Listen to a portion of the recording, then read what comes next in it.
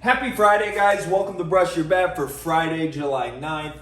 Run through the MLB slate, then we'll touch on UFC 264 real quick as we continue to finalize that card. I'll post the finalized one on TikTok, Instagram, Twitter on Saturday morning. But card for Friday, July 9th. Matinee game, like the Cardinals, plus 155 over the Cubs, LeBlanc over Hendricks. Any other team and a Hendricks home matinee start, take the Cubs in the under. Don't think twice. The asterisk is the Cardinals.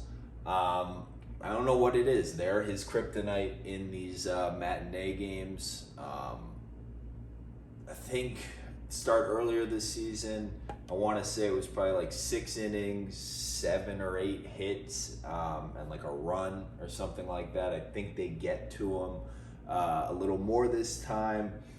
Matchup wise, we pegged it earlier, but his changeup hasn't been as effective. We've been waiting for Hendricks' regression. On the other side, Cubs aren't as effective against lefties. We have the entire bullpen, so give us, or any of the important arms anyways, so give us 4 and change, maybe 5 LeBlanc. And I think the Cardinals ready for war in the match. I just also think it's one of those spots where, any other team, it's Cubs under. I think it's Cardinals, and then I'd lean over if anybody wants to play the total in that. I think the Cardinals get to Hendricks tomorrow morning over here on the West Coast. The Reds minus 105, Miley over Lauer. I think the Brewers they're my front runner for the World Series, and I'm not a believer in the Reds. But the spread between these two pitchers is wide. Wade Miley, I feel like he's just continually disrespected, but having a very good season. The Reds have a little bit of juice. And one of the biggest factors here that I think pushes it over the edge is that the Brewers' bullpen's screwed. So late inning wise, and the Reds have had a bunch of late inning comebacks lately, they're going to be in trouble. We're not going to see Hader. We're not going to see the best arms in that pen. So I think at like a pick'em, minus 105 on either side, you take the Reds. The Red Sox minus 123. Garrett Richards over Vince Velasquez. Seemingly a matchup of two lower tier pitchers. Vince Velasquez has pitched a little bit better this year and seems to be garnering quite the respect in the market. As of recently, he is still Vince Velasquez. Garrett Richards, nothing to write home about to your parents, but watch his last few starts. I mean, there's a couple little things, but he gets a couple better calls in that Oakland start. I think it looks even better. Just like fringe pitches. I like how Richards is trending, and I just still, I don't know what it is. There was something about watching, whatever, if I'm a little sour grapes about the Wheeler loss, but it was the way they lost like that. Like, they shouldn't have lost any games in that series. They gave that game away. Your captain, Didi, cannot be making errors like that. I don't know. It just continues. Just can't put a buy sign on them. Even if the market wants to, I think the Red Sox, they were playing such good baseball, ran into 2 tough games at the end against the Angels, who, I don't want to give them credit. I think I'm taking this Pujols thing a little too personally, especially since my buddy said it today, and it hurt my heart, but we need to DFA Gardner. Oh my God. But he's just done so much for us. He really was like the best hitter on our team for a couple years. Really hard to DFA a guy like that. But, I don't know. Maybe the Angels are playing that well. I don't know. The Red Sox are still playing good baseball. Losing 2 games at the end of that series in wherever that is, Anaheim, doesn't change that. I think they're playing much better baseball. It's a wash at absolute worst in starting pitching. washing lineup, and then we have the better bullpen. So I think form, bullpen, we're back at home, need to get right. I think we have like 3 of those boxes, and the other ones are washes. So we'll take the Red Sox. The Jays plus 120 and the over in that spot. It's 9 right now, like softer opens. I took little pieces, but Manoah over McClanahan. So there's a repeat of a game. I think we took these 2 exact same things whenever they faced off, like last week, 2 weeks ago, probably 2 weeks ago. But 2 young guys.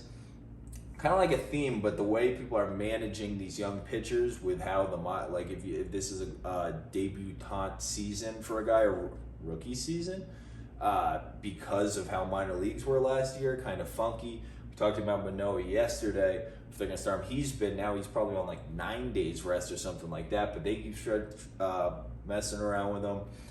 I like him, but I think that kind of thing leads to getting hit. McClanahan, I mean, it's just the Jays right now. We talked about it yesterday, but their offense is clicking. The reason why I'm comfortable backing them, I'm probably just going to continue takeovers because they're having fun.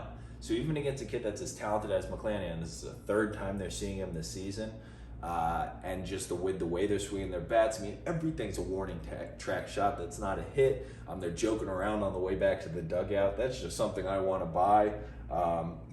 So I think at worst, this has to be like a pick'em.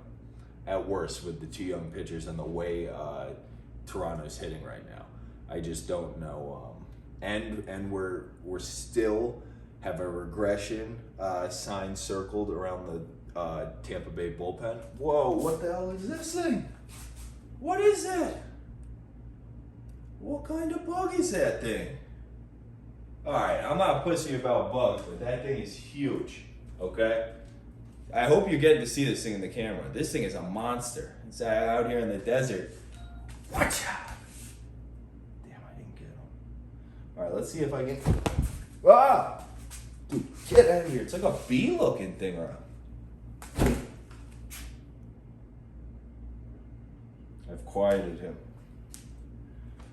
I feel like I gotta find him. Oh. I feel bad. I'll put a timestamp in here so you don't have to just like walk right through the whole thing.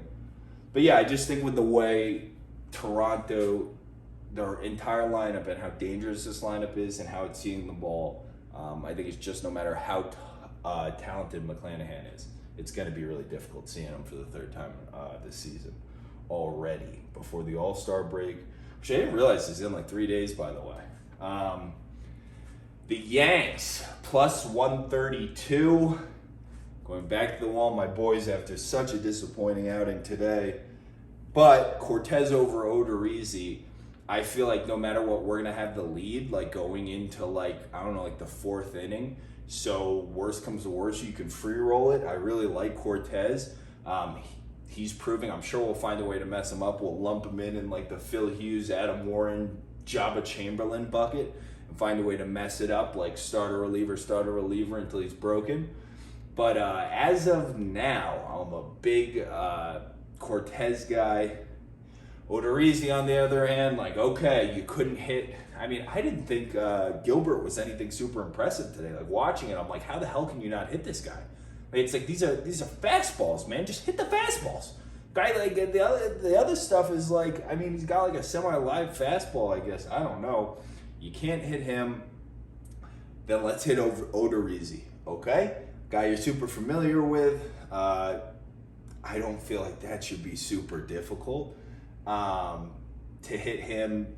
Astros aren't playing particularly well. I still think we have a little juice. I mean, there's also just the outcome that, this little small ball recipe, everything like that. Like, the Mariners are just sneaky resembling the Royals lately. But at some point, this little run, they're a team. I like the Mariners as much as anyone. They've moved into our top 15 in the power rankings. They're a team we're going to have to start fading soon. They're due for a little bit of regression with all these like tight wins and everything like that. And just the way they're winning games, I'm not sure. And I still think Jordan Montgomery's fine. You just got solved the 2-out thing. Guy gives up way too many home runs with 2 outs, way too many hits with 2 outs. But that is an aside for another day. I think, we'll have the lead going into X amount of the game. We have a plus bullpen. We can see how the game's going. But I feel like no matter what, you can get a free roll with the Yanks. And then, speak of the devil with both the Angels and the Mariners. The money's going to come in on the Mariners again, I assume, with Gonzalez versus Cobb. Gonzalez is always, if you ever get Marco Gonzalez when he's pitching well on the road at the Angels, it's like a sizable dog because all that Angels love. It's such a wonderful spot. But here, I think there's a reason why he's a home dog, and it's because if anybody watched I've watched his last 2 or 3 outings, but at least his last 2. And the last one against the Rangers, he didn't have anything. And with him, I don't know. I think that's a little harbinger of a little rut for the guy, and I think that's why he's a home dog in this spot. I don't think it's necessarily too much Angels love because matchup-wise, this is a Marco Gonzalez spot, but Marco Gonzalez is pitching poorly, and Alex Cobb is pitching very, very well. So if that Mariners money continues to roll in, I think if I see like minus 115 or better, I'll probably take a piece of the Angels as well. Just going to do 1 unit across the board on all of them. The Cards plus 155, the Reds minus 105, Red Sox minus 123, Jays plus 120, and the over 9. The Yanks plus 132, and then looking for the Angels better than minus 115. On to UFC 264 for the weekend. I don't know if anybody saw the presser today, but spicy, huh? I will say one thing. Like, obviously, Poirier has all the tools, all the things everybody's saying. Generally, you succeed or do better at things. Why am I still holding it? Generally succeed, do better at things, whatever, when you're being yourself. He's not really being himself, this kind of guy where you could see today, whenever the crowd was reacting to him, he was getting a hard on off it. He was the way he reached for the mic, halfway through, he's speed up and he's can't wait to get a hold of the mic. When in the beginning he's kind of timid or whatever. I don't know. Generally just be who you are and good things will happen, I think. No expert. But that is what I've been told. Shit.